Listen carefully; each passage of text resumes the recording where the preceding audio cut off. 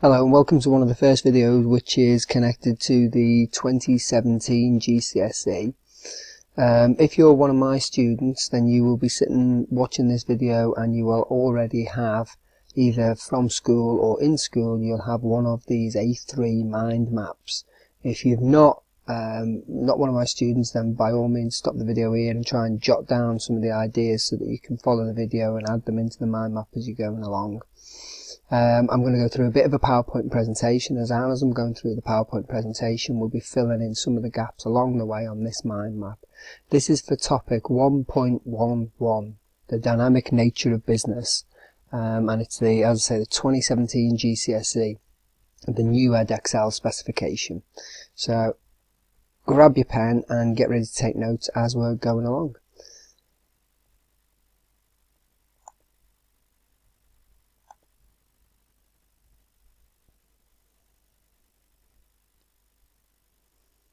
So the first thing to think about is, what do all these images tell us about technology, and what do they tell us about business and the need for business to think about how technology is moving us forward. So the thing that this should hopefully be showing us is that business is dynamic. Whether it's the technology, the customers, whether it's fashion, things are changing all the time, and any business that wants to be successful has to constantly respond. It's got to be dynamic. And this first topic 1.1 looks at this dynamic nature of business. And so we just need to be clear about what we mean by dynamic, and it's about businesses constantly having to change and respond because the world within which these businesses operate is constantly being influenced by customers, technology and fashion. There's three ways that new ideas come about, and on your mind map you should have these gaps to fill these in. These are three areas which are covered in the specification and you are required to know in order to be able to do well in this examination, and we're going to look at each of these individually. But if you've got the mind map, then you've got three spaces where you can jot these in, and then we'll examine them in a little bit more detail. So if you're watching this video, if you just want to press pause now, just so you've got time to copy these down.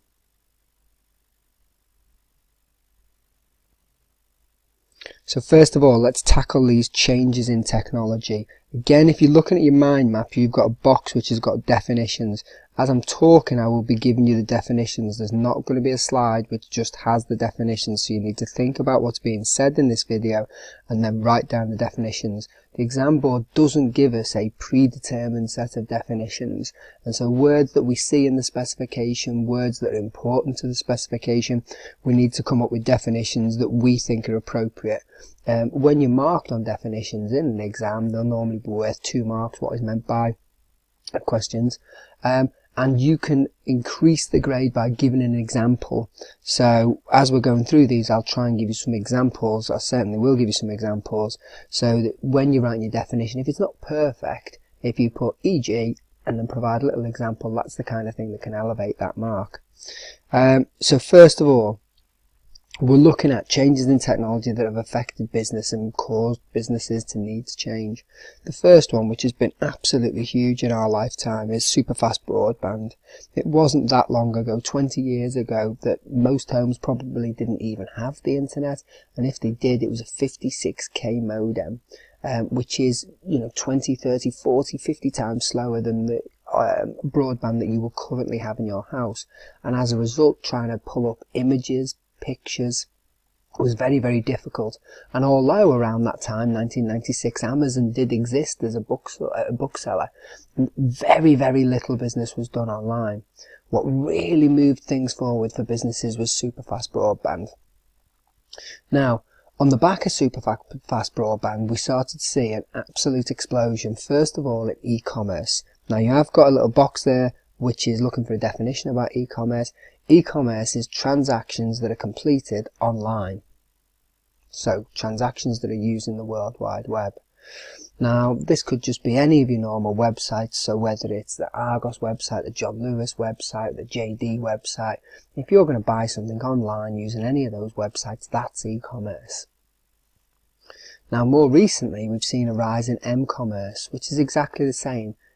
transactions carried out between a business and a customer, or business to business, and they will be done via mobile technology. So mobile phones, tablets, and possibly any other sort of mobile device which will allow you to do that, but probably just really phones and tablets.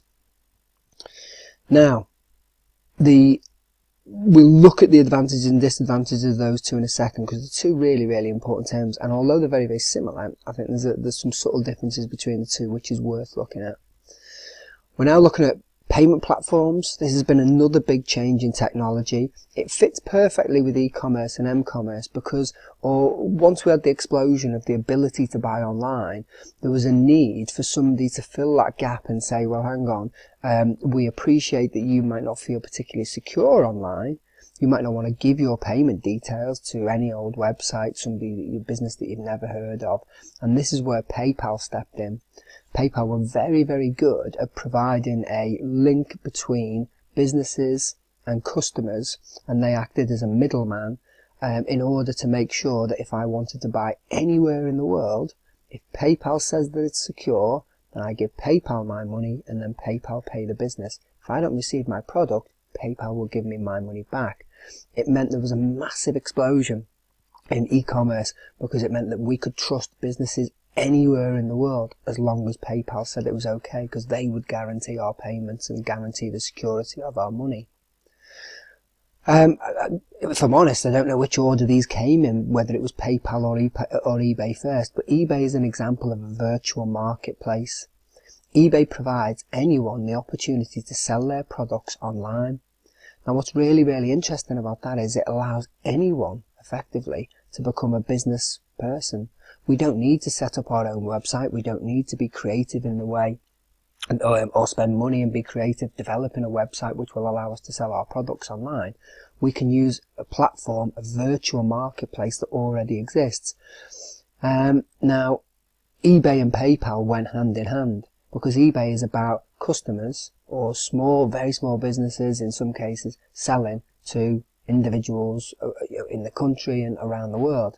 Now, without ever seeing and meeting each other, there's a problem with not wanting to give someone money until you've received the product. PayPal filled that gap again, and when we buy through eBay using PayPal, there is a security mechanism, which means if we don't receive our product, we will get our money back. And to an extent, PayPal wouldn't have been as successful if it wasn't for eBay, and eBay wouldn't have been as successful if it wasn't for PayPal. There's definitely a symbiotic relationship between the two of them. But all of those, they're not the only changes. There have been other changes in technology as well, but these are some of the key changes in technology which have allowed businesses or encouraged businesses to change what they have historically done. Oops, I'm going to skip the slide there. Oh yeah, social media. Social media is a more recent development which has allowed businesses to communicate in a way that they've never really done before. Social media is a website or a platform which allows communication between people or individuals. With regards to social media, it is a cheaper way for businesses to be able to communicate with their customers, let them know what's going on. Historically, businesses would have had to use traditional advertising such as television, which is very expensive, billboards, again, very, very expensive. And any form of communication that they would have wanted to have with customers would have been, difficult. If they wanted to send out a quick message to everyone, it would have needed to be done by letter, which would have required an envelope, a piece of paper, a stamp. So all those sorts of methods of communication became very, very expensive. Social media has meant that instantaneously businesses can communicate with millions of people. In the case of Samsung, they have 42 million users, probably more now since when I did this. 42 million users who are following them on Facebook and 12 million followers on Twitter. Now, it is not a completely free mechanism to communicate. As we looked at in some of my lessons, and we're not going to go into too much detail here, businesses need to pay people to look after these sites. One of the questions, if people remember from my lesson that we posed, was, how do you feel when you post a message to one of your friends and you don't get a response back? And then the clock ticks on and it takes longer and longer for that response to come. Your anger, disappointment with that person builds up. Businesses are no different. If somebody posts on Samsung's website, they don't care that they've got 42 million people. They're looking for a response. With Twitter, we know that businesses can respond to people. And so when people do tweet, they are expecting quite often a response. The ability to try and to respond to that many people who will be communicating or trying to communicate with you every day is very, very difficult, very expensive.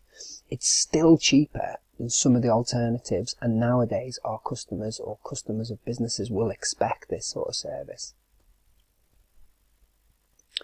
M-commerce versus e-commerce.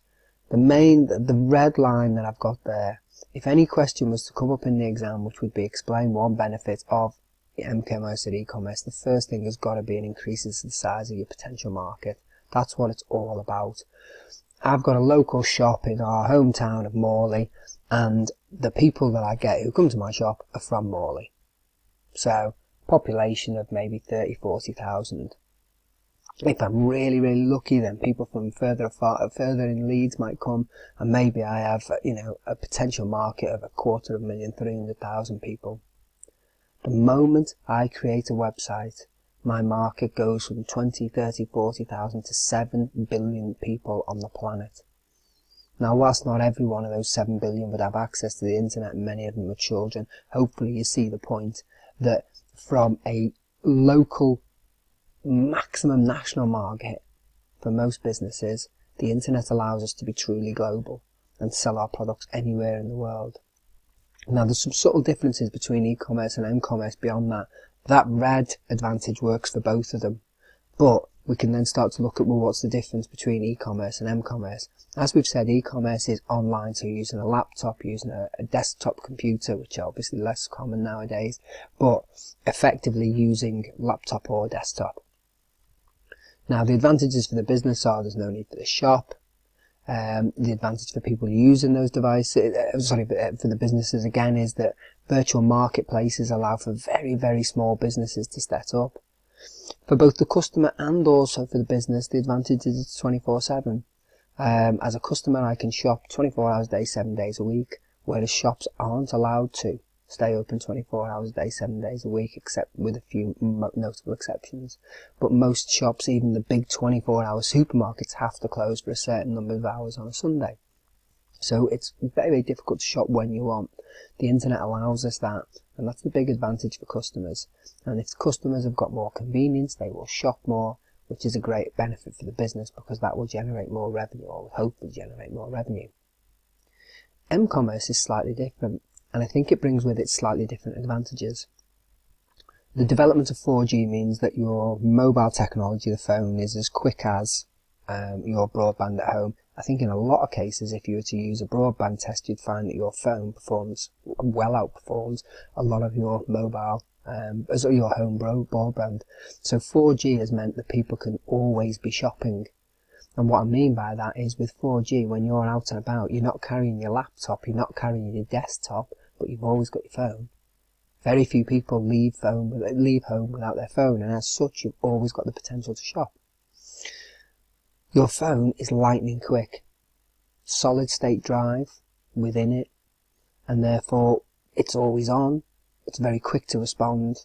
As a result of that, you can probably purchase something much quicker than you can on a laptop or a desktop, as we proved in one of my classes when we bought the bendy pencils. Another advantage is GPS and fingerprinting. So GPS is great for me as a customer because it helps me identify local stores, where products are in stock. It makes it very convenient for me. It's great for the businesses as well if I give them my GPS data because they can see where I'm searching from. They can see where the customers are coming from. The fingerprint technology makes me question whether it makes it quicker, I know that, on my phone to purchase, but also does it make it a little bit more secure? I'm no security expert, but I do know that my bank will allow me to use my fingerprint on my phone to check all my accounts. It doesn't give me the same facility on my laptop, and therefore with the development in the security on mobile phones, although it's probably easier for me to lose my mobile phone, with the technology and the biometric stuff that's on the phones nowadays, it's probably harder for someone to actually open the phone if I've lost it. And as a result, my bank has really lets me use my fingerprint. I can use my fingerprint for passwords and stuff. So again, that builds into the quicker. So m-commerce does have some distinct advantages. So whilst they all start at the same place, if you're a business, if you provide an app for people to buy on a phone, or you provide a website so people can buy on a computer, you're going to increase your potential market. But then as we start to think about the devices have completely different advantages and disadvantages, which means that if businesses use both e-commerce and m-commerce, they should actually increase the size of their potential market even further. I think one of the things that we said in one of my classes was just think about your house. In your house, the chances are every single person has a phone, which means every person in the house could be shopping at exactly the same time on completely different websites. But when you look at laptops, there might be 2, 3, 4 laptops in a house, but it's probably unlikely that there's one laptop for every member of the house.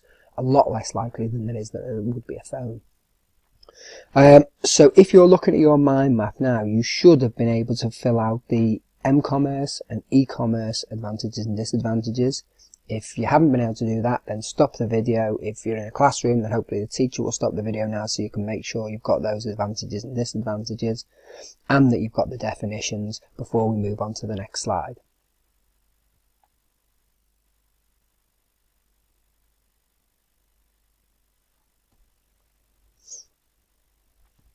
So the next part of our topic is thinking about changes in consumer wants and what those customers want. Now at the top of your page you've got a Netflix question, which is what does Netflix tell us about customer needs for TV entertainment? What does Netflix tell us about how customer needs for TV entertainment has changed? Now in our class we use this slide, and I'll leave you to answer the Netflix question on your own, but have a think about what we're saying here. Deliveroo is big in Leeds now, huge in Leeds, and wasn't here a few years ago. And what Deliveroo is telling us is that customers are no longer happy just to have takeaway food from places which only do takeaway food. People now want to eat at home, Deliveroo tells us that, but they want to eat the food from the restaurants that they choose, not allowing the restaurants to dictate whether they will do takeaway or not, as delivery will pick up from almost anywhere. TripAdvisor tells us that customers aren't happy with just picking up a brochure for a holiday. Brochures for holidays and websites which advertise the holidays are often not as important to us as what other consumers say. And lots of consumer review websites exist nowadays which allow us as customers to listen to what real people think about hotels and restaurants. And in the case of TripAdvisor, rather than having a brochure which has been photographed by some professional photographer on a beautiful sunny day, people will upload pictures of what their holiday actually looked like, so you can make an informed decision about where you want to go. So as consumers, nowadays we want live information from people who are actually there or who have actually been. And that wasn't possible. Technology's allowed that to become possible because people can take photos, they can upload them instantaneously. It's very easy to write reviews because the internet, broadband's become quicker and people have got more mobile devices. And as customers, as the technology has changed, we've demanded that we've received that service, and TripAdvisor has filled that gap. My favourite at the moment is thinking, which hence the Netflix question, is how on demand has dramatically changed in the last few years. The way that we want and demand consume television. I don't consider myself a dramatically old man, but I'm 40 now, and I remember a time when I had 3 TV channels at home. We watched what was on television. I remember it being a big revelation when Channel 4 and Channel 5 came along, and then later on in my life a little bit of Sky and stuff and Freeview television. But on demand has become a very, very new and recent development, and it says a lot about who we are as individuals.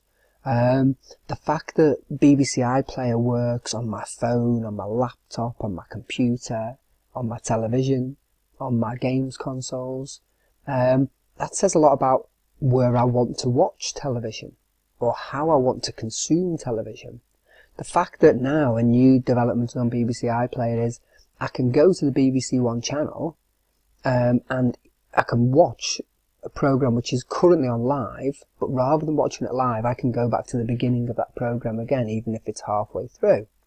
And it used to be that On Demand just gave you the programmes a few hours after they'd aired, whereas now, as soon as it started, I can start from the beginning again. And these, this on-demand television, the drive for on-demand television tells us a huge amount about how we've changed and how we consume television nowadays.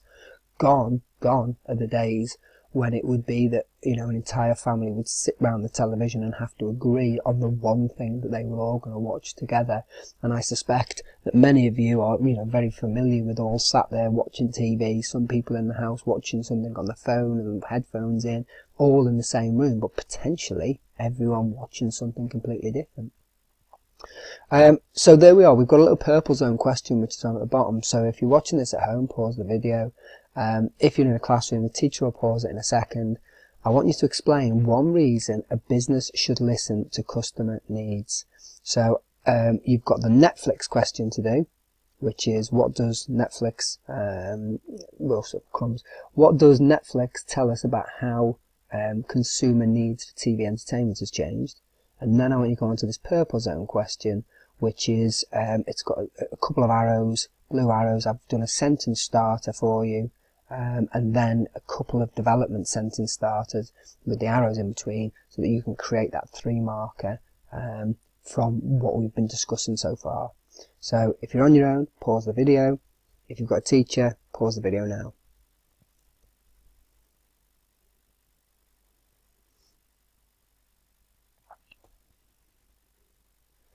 So I hope you found that 3 marker reasonably easy to do, and also being able to reflect upon how Netflix has changed or the things that it tells us about consumer needs. The next thing we're going to look at is products and services becoming obsolete. Now, as a student, this is a really, really difficult idea, I think, to get your head around, and I think it's really tricky because we're asking you to think about things that you no longer are in fashion. Obsolescence means that the products have gone out of fashion. Doesn't mean they've stopped being made, it just means that they're out of fashion. It applies to services and also products. But for you, we're asking you to think about stuff that stopped being fashionable before you started thinking about it. So it's a really, really tricky thing to try and get your head around. Now, I know from our lessons that the overhead projector was something you were familiar with. They'll still be knocking around in education establishments. They might have one, in classrooms. I couldn't find one in our school recently, but they would still be knocking around. They'll still be getting used, and in primary school people saying they were using them for singing and things, so we know what that's for. The one in the middle, 20 years ago, the pager was king. If you wanted to get a short message to someone, initially it was just numbers you could send them, so a phone number for them to ring, but latterly it started to become SMS. But as we reached that point where you could receive and send text messages via a pager, the mobile phone came in and that was it. The pager was dead. They still exist in some professions, as we said in some of my classes. They're still very popular with some of the emergency services because this will receive a message when your mobile phone is out of signal. So they can be very good for getting hold of people in real emergencies. And then on the left hand side, maybe it's not a cracking picture, but we've got a chimney sweep, because services can become obsolete as well. Now, there will be chimney sweeps around who will be cleaning chimneys which are in houses, but central heating got rid of the need for open fires and therefore got rid of the need for a chimney sweep. So both products and services do become obsolete. Now, on your mind map now, if you're at home, pause the video. If you've got a teacher, get ready to pause the video. There are 2 items in a table. I've got a USB stick and a DVD, and I'd like you to, in the box next, explain what replaced them. When we're thinking about obsolescence, we need to think about what came next. So if you can pause the video now and have a little go at that task, it should only take you a couple of minutes.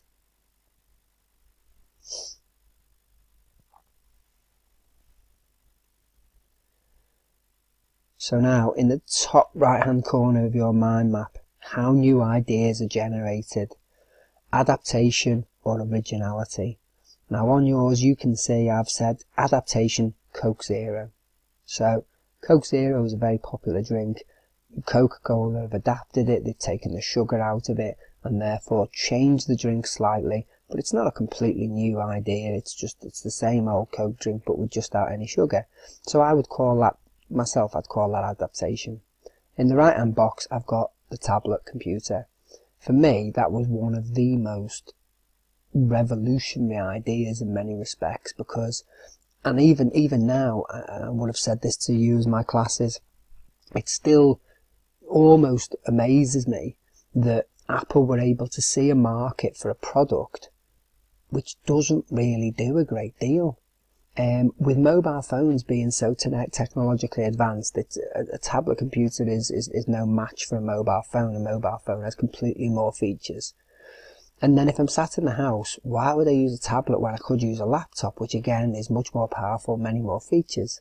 And yet somehow I do find myself using tablet computers, and most houses now have got tablet computers. They've managed to find a niche, and I thought, when the tablet came out, it was an incredibly unique idea. Like, it's only a bigger mobile phone, but the idea that somehow that would replace the laptop computer in many senses, just because what Apple obviously realised was that people wanted the bigger screen. They didn't need or use their laptops to the full potential, and in many respects people just wanted a slightly bigger screen, and the tablet computer filled that beautifully.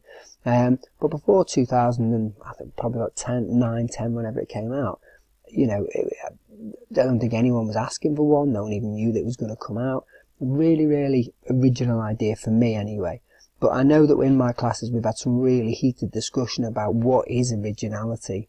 What can we describe as truly original? Because even this, the tablet computer is just a collection of existing ideas put together, maybe used in a slightly different way. But is it adaptation? And I know we've had some heated discussions, but I would like you, after with this slide, to think about your own example of adaptation and your own example of originality. So in terms of trying to, how new ideas and why we might come up with new ideas and ways to come up with new ideas, reasons to adapt might be to develop a new version. So if we're thinking about things like mobile phones, we know that Apple are very, very good at bringing out the 7, the 8, the C, the SE, and so on and so forth, so that there's different levels. TV companies are fantastic at it, at having different screen sizes, curved, flat, 4K, 1080p, and so on and so forth. Very, very clever to increase the number of sales. Cheaper, more expensive version fits in perfectly with what I've just said. And then, maybe customers want new wants and needs. Customers want different things, and therefore your business needs to be dynamic, needs to make those changes. Reasons to be original might be to solve problems. I think, when I think of the word originality, you've got to think of the word Dyson. You've got to think of James Dyson and the things that he's done. Coming up with a vacuum cleaner that was bagless. The vacuum cleaner already existed, but his idea was original. It was, to solve a problem of a vacuum cleaner's losing suction. So he both solved the problem, he was a very passionate designer, and I think we could argue that the Dyson is an original idea. And again, I think, he also felt that he was going to meet a certain need and want from the consumers, a need and want for a Hoover, a vacuum cleaner that would continue its suction power. And, he's continued on with the hairdryer, the bladeless fan. The guy is incredibly innovative and constantly looking to invent and create new ideas. So if you want to pause the video now, and if you can, on your mind map, identify at least one more adapted product and also at least one more original product. So now we're on to risks and rewards, and you can see hopefully under your adaptation that you've got some red arrows so that you can write down the 3 risks and the 3 rewards which are identified by the specification. So first of all, risks. So our 3 risks. Business failure is risk number 1. What can cause you to fail? There's a pie chart at the top which might be tricky for you guys to see, but the costs of running the business, lack of bank lending, energy costs, not enough government support, taxes, could all be things which would cause your business to fail. But 3 that I've identified are competition.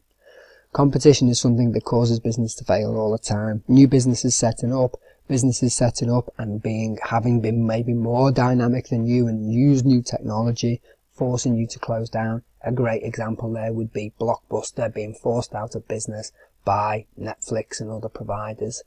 Having limited money to start that business up, it might be that as a sole trader you didn't have a huge amount of cash to get the business going, so you couldn't promote it properly, and therefore the business may well have failed. And then finally, low skill. Particularly when we think of small businesses and sole traders, they may be skilled as a plumber, hairdresser or personal trainer, but do they have the skills to do all the other aspects of the job? That might be a bit more tricky for them, and therefore that might lead to that business failure. Financial loss is one of the risks of setting up a small business. As a small business owner, once you put money into the business, you risk what you invest. So the original money that you put in, that's your investment. So if I start my business with £10,000 and it goes wrong, that's what I potentially risk to lose, that money that I've invested. For some of you, you will already be aware of the term unlimited liability. Some of you might not have come across it yet. Unlimited liability is when we set up a small business, a sole trader, or a partnership, and as a result of that, we have unlimited liability, which means that if our business gets into debt, we risk losing our personal possessions as well. And the thing that seems to pop out of everyone's mouth when I say that is it like, can't pay, we take it away? Yes, it is, essentially. If you as an individual get into debt, then you are risking your business. Or if your business gets into debt, then you're risking your personal possessions, such as a house and a car. There is a video on my YouTube channel about unlimited liability, so if you want to have a look at that, then by all means do. You can Google it, it's a really popular term. So if you want to just make a note of it and come back to it, but it is something we've covered with some of my groups, and we'll definitely be doing it with all over the next couple of weeks. Risks, lack of security. This is I suppose, a tough one. For people setting up businesses, there is no security. You don't have a regular wage. Now, it's slightly different to a financial loss, because you're not necessarily risking anything, but you are you're not risking losing a pot of money, £10,000, or your family savings or anything. What you're just not gaining money. So there's no guaranteed income every week. One of the reasons that most business studies teachers don't end up setting up businesses because they like the security. The idea that we get a regular wage, that we'll have a pension at the end of it, are things which probably, the lack of risk is what keeps teachers in teaching rather than going out and setting businesses up. And having no wage, as is indicated by our lady stressed here, it is a big challenge. If you don't know how much money you're getting from one week to the other, how do you deal with looking after the bills of the business, looking after the bills of the house, and all that pressure of not having other people to rely on? A regular wage can potentially lead to businesses collapsing because the owner, can't take it anymore. So let's have a look at the purple zone question for this. Explain one risk of starting up a business. So you'll have time now to copy down any of those risks and add a few notes around it in a little bit of space if you've got it, and then you can have a go at explaining one risk. I've done most of the answer for this one, and it's just about finishing it off. So I've given you, I think, a P and a D in there, and you just need to finish that paragraph off, and then we'll move on to rewards. So if you're watching on your own, press pause. If you're in a classroom, the teacher will press pause for you now.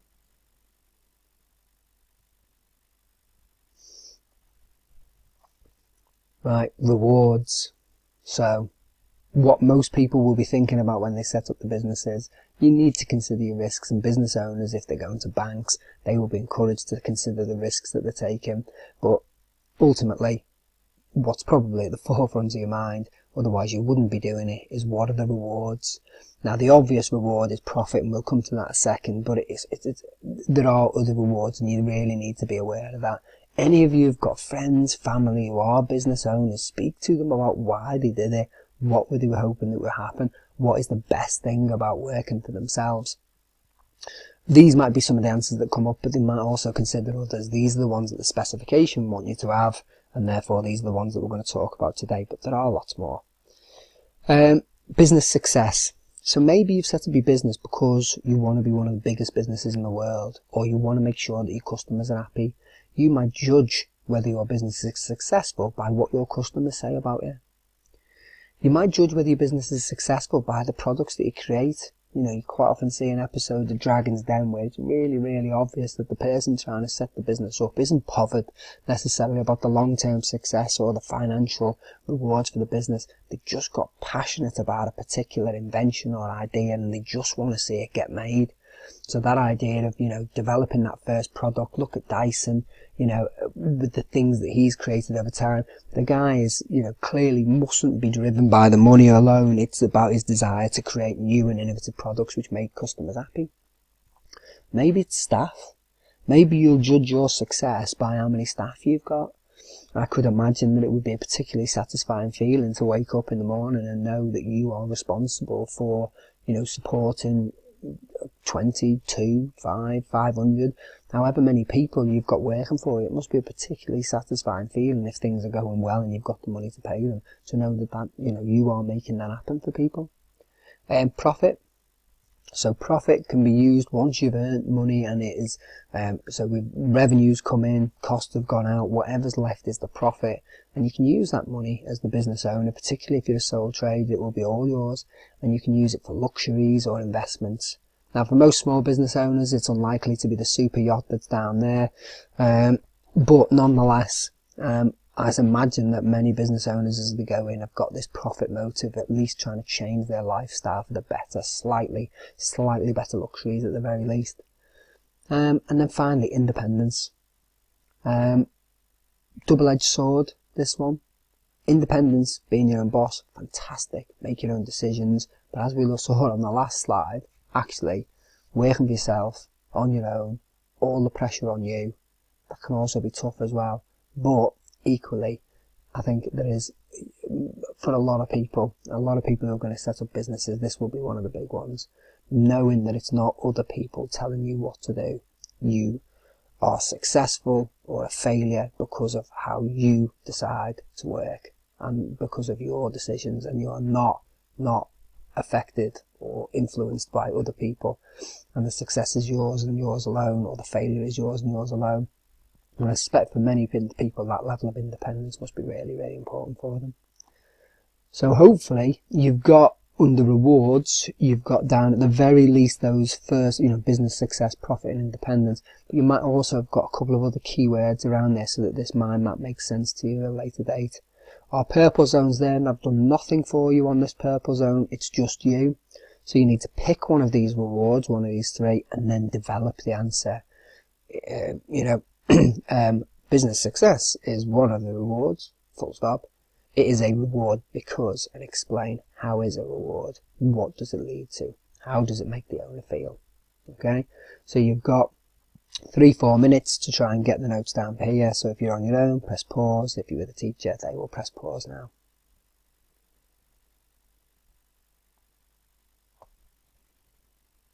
Okay, so just a couple more topics to try and get finished now.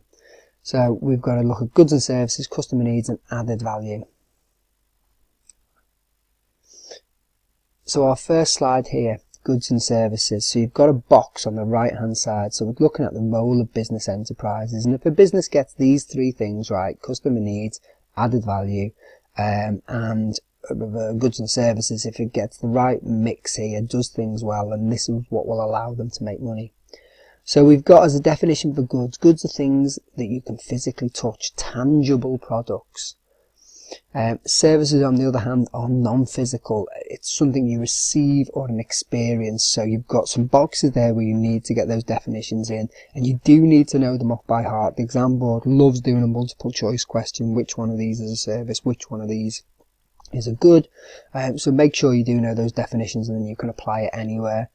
There is a slide up, and we did this in some of the classes. Some other people did some different examples, but we've got things like plumbers, policemen, washing machines. So you've just got to ask yourself, which one of these is a physical, tangible product that I get to take home with me, and which one is where it's something I'm receiving or experiencing. And so, you know, I'm sure as you're looking at that now, you'll be able to work out many of them. I've asked you in the box for an example, a couple of examples, so you can use the ones on the board or you can come up with your own. So if you're watching the video on your own, or if you're in a classroom, if we just press pause now just for 2 minutes so you can fill out that box about goods and services.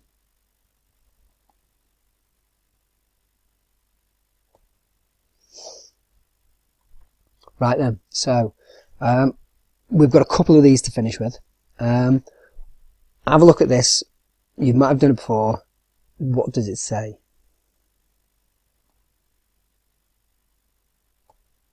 Prince catches queen crying.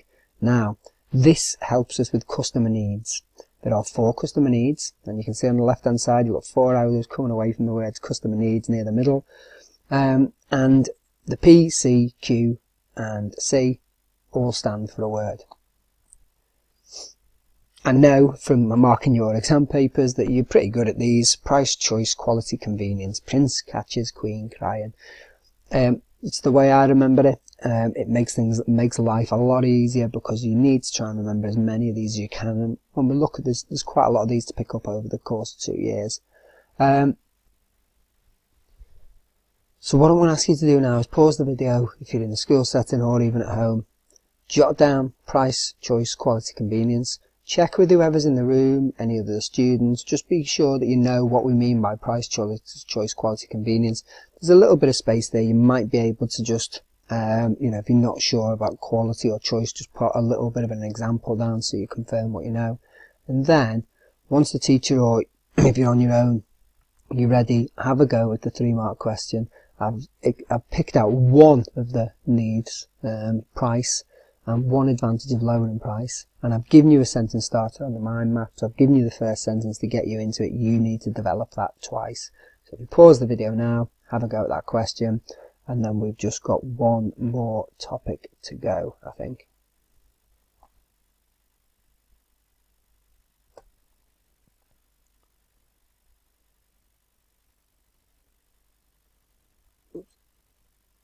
So we'll go here to added value. You might be able to quickly jot down somewhere in a little bit of space, maybe above the word added value, just the definition. The difference between what a business pays its suppliers, so the people who it buys its raw materials, its stock from, and the price it's able to charge for its product. So in this case, I might pay my supplier, the farmer, 10p for the potato. I throw a bit of plastic around it, cut it into chips, and the next thing you know, it's worth £1.29. If the total that I've paid for all my raw materials is 29 pence, then my added value is £1. So it's the difference between what I'm able to sell it for and what the materials that I had to buy in order to make it.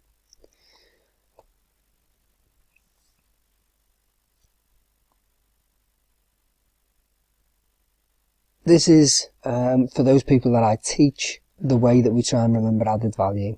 Bob doesn't usually quote Cheeseman. Now, can you quickly, can you think, what does the B, D, U, Q, C stand for? It's easy to remember. Bob doesn't usually quote Cheeseman. I've written it on the mind map. So, can you work out what each one of these stands for? Hopefully, you were able to work out that it was branding, unique selling point, convenience, quality, and design. Whenever you've got a list like this with 5 things in, it makes it really easy for the examiner to come up and ask questions about it. Therefore, these are the kinds of things that you've got to remember, just as you did with customer needs. Whenever there's a list like 4 or 5 long, something that you know you're going to have to prioritise in terms of your revision. You're going to get the opportunity to jot these down in a second if you're not already doing it, but you can see at the bottom right hand side of your mind map there's a space for you to write these terms down. Which leads us to our final thing, which is explain one advantage of good design. So it's a 3-marker. Again, just if you notice the similarity between the last question, I picked one of the elements of added value and asked a question about it. This is a really, really common technique because you can ask this question 5 ways. Explain one advantage of good quality, of a good unique selling point, of good convenience. That's probably bad grammar, but you could ask the question. And you can do it 5 ways. Whenever you're practicing and you're doing your revision on your own, have a go at every single way that this could be written. One advantage of branding is, one advantage of design is. I think in fact recently in one of our exams I set the question about branding, and today I'm asking you the question about design. It's, you know, you would expect to see those sorts of things come up in the exam, and therefore you can anticipate them, because I'm undoubtedly over the next couple of years I'm going to ask you about unique selling points, quality and convenience. So by practicing them whenever you get the opportunity to, that will really move your learning on. So I'm going to take the opportunity to pause the video again now, and you can do this final purple zone activity, and then that is the end of this whole of topic 1.1. We've got it all down on one mind map. It's not the only thing that you would need to do for revision, but it is a very good starting point, and hopefully it will be something that you can keep hold of and use again and again as we test iteratively over the next couple of years. Okay, I hope the video was useful. Thank you very much for paying attention.